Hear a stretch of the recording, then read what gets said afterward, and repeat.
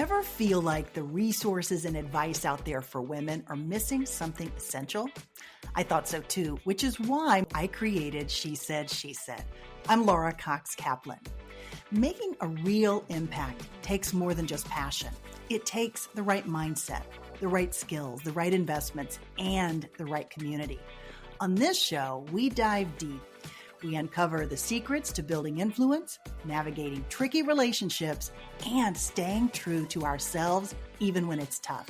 I also throw in my own favorite productivity and life hacks, things that have shifted my perspective and might help you too. Wherever you are in your journey, my goal here is to leave you inspired to define success your way and to help you build the confidence you need to tackle your biggest goals. Subscribe today and let's unlock your full potential, your confidence, and your greatest influence. Hey friend, welcome to She Said, She Said podcast. I'm really glad to have you here. You know, a funny thing kept happening that ultimately inspired today's episode. As I mentioned to you last week, we have a brand new website, and I'm really proud of it. It feels so much lighter and happier, and I think even more aligned with the content that I'm trying to create for you each week. Well, as part of this website, it has a handy plug-in feature where you can actually listen to this podcast, all 334 episodes, not including this one. You can listen to all of those right there from the website. Now, obviously, you can also listen to the podcast from any of the various platforms. Or if you find one that doesn't have She Said podcast, send me a note so that I can fix that. But for the most part, we are pretty easy to find. In any event, this little feature on the website is a really nice ad, but a very weird thing keeps happening. 2 of my past episodes in particular keep popping up to the top of the feed. Only these 2. And there's really no connection that I could see. Like there's not a naming issue or, there's no sort of back coding that I can find that signals to the platforms that these episodes should be put at the top. These are episodes from about 4 or 5 years ago, respectively, which is also what makes it kind of weird.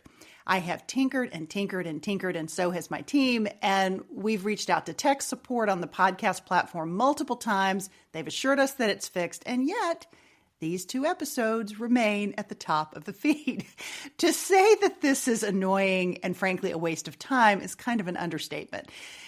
So this morning, as I was sitting and contemplating my frustration and thinking about what would be most valuable to you this week, recognizing that much like last week, this week also has felt really heavy. So I grabbed my earpods and I tuned into these 2 episodes and I re-listened to them while I was on my walk this morning. Now, you may have figured out why I'm telling you this, but if not, I'm going to state the obvious. There were some pretty important messages embedded in these episodes that, frankly, I needed to hear again. And my guess is that you might benefit from these as well. And if ever the universe or God were sending me a message, I guess this might be a good way of doing so. I decided to take this as the nudge that I think it is. And maybe, just maybe, it was pointing me back to something that I really needed to hear.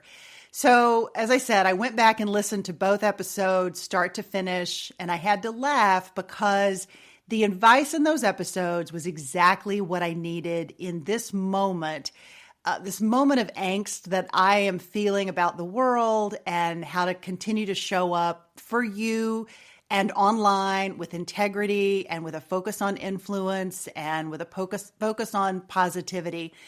So today I'm going to share the takeaways from those episodes that frankly helped me recenter myself in the event that you are needing that same kind of reset. So when we first started She Said podcast, there were 3 words or terms that guided my original vision for the podcast: to deliver insight, to spark inspiration, and to catalyze impact. And ultimately, these terms rolled up into what I now refer to as influence. But those three concepts weren't just a tagline, they were and they are a compass. And so revisiting episodes 142 and episode 224 reminded me why they still guide everything that we do here. Going back to have a good listen, I realized that I had been moving so fast and plowing through so much emotion, especially at the beginning of this school year. And I have a child who's a senior, going to be graduating this year, so there's a lot of stuff happening at my house. I was frankly having trouble hearing what God and the universe were trying to tell me. I clearly needed to slow down so that I could listen, so that I could not just remember my why, but understand it as the context has continued to evolve, and as I have continued to evolve, and as this podcast over the past almost 8 years has continued to evolve, and likely as you, the listener, has continued to evolve. My why with this podcast and with all of my content is focused on helping to equip you and me with tools to stay true to ourselves, to build influence that lasts, and to give us the inspiration to help us contribute in ways that make the public square and the world better, but not necessarily louder. And that mission and my why has evolved to encompass some very important science-backed approaches that aim to put our mental health front and center. And I'm not talking about blanket terms of self-care. Yes, show yourself grace, but for goodness sakes, take the time to create a toolkit for yourself that actually helps you when you fall down the rabbit hole. I love a good bubble bath, but I don't think a bubble bath is a toolkit. And you also, I think, need to be aware of when that toolkit stops working and to use that, that speed bump, if you will, as a reminder to get some professional help when you need it. Honestly, friend, none of us has all of the answers. And that is true also of those of us who are trying to put some positive juice back into the world every day.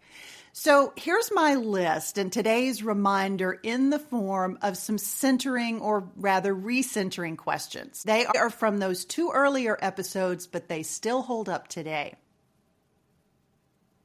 The first relates to insight. And I asked myself, what am I learning right now, especially from the discomfort and from the messy middle phase of a project or a task? Now, let's be clear, messy is frankly a pretty nice word for what often is quite painful in the middle. That middle area is where the real work is happening. It's the struggle, it's the sweat, and most assuredly, at least for me, it's also the tears. The second relates to inspiration, and I ask myself, what story or person or practice is refueling my hope and giving me that extra little spark? Is it a book or a movie or something I saw on Instagram or LinkedIn, or maybe something one of my kids told me, or something that I learned from a mentee or one of my mentors? What does that look like, and where's that inspiration coming from? And really being attuned to looking for that inspiration, seeking it out. The third relates to impact. And I ask myself, what is one small, specific action that I can take today in this moment to move more light into the world? Holy cow, that has never been more important than it is right now. Am I right? I am a big believer in the power of one. And I've always found the story of the little girl and the starfish particularly inspiring. And friend, if you don't know that one, it goes something like this. A man sees a young girl out on the beach, a beach that is literally covered with starfish that have washed up. She is working her heart out at quickly attempting to pick up each individual starfish, and she's tossing each one back into the ocean. The man approaches the girl and says to her, you're wasting your time. What you're doing won't make any difference. She continues right on with her tasks and replies, well, it will make a difference to this one. And she tosses another starfish right back in the ocean. I love that story. And I think about it often when my effort feels really small. But the context matters, right? It matters to that one person or to that small thing that we're trying to have an impact. In my conversation earlier this year with my friend and the late Mother Teresa's friend and lawyer, Jim Toohey, Jim shared how this same sort of starfish philosophy was how Mother Teresa actually built her tremendous organization. But in her case, she referred to it as 1-1-1, or essentially building one by one by one. And the point obviously is that those individual, often small actions, direct person-to-person actions, they matter and they add up to real and lasting influence. Okay, I mentioned that there was a second episode that also kept popping up, and it's focused more on overwhelm and some helpful thoughts on the importance of really understanding and closing open loops. I'm going to save a lot of that material for another episode because another topic that I talk about in that episode relates to how we show up on social media and a checklist of sorts to use when maybe you're having trouble knowing how to engage. And if you've been feeling this heaviness in our world like I have, I think this will be really helpful for you. Social platforms have tremendous benefit, but there's also some significant downsides. They can amplify fear and outrage, but they can also amplify empathy and trust and truth and connection. The difference, and this is such an important difference, especially right now, is how we show up. Our personal responsibility on these platforms matters, and it matters a lot. I have created in this context a post with purpose checklist, and it's one that I try to use, and it might be helpful for you. And it goes something like this. Before posting, commenting, liking, or sharing, ask yourself these 7 questions. The first is it true? Ask yourself, did I check the original source and the context? If I can't verify it, I won't amplify it.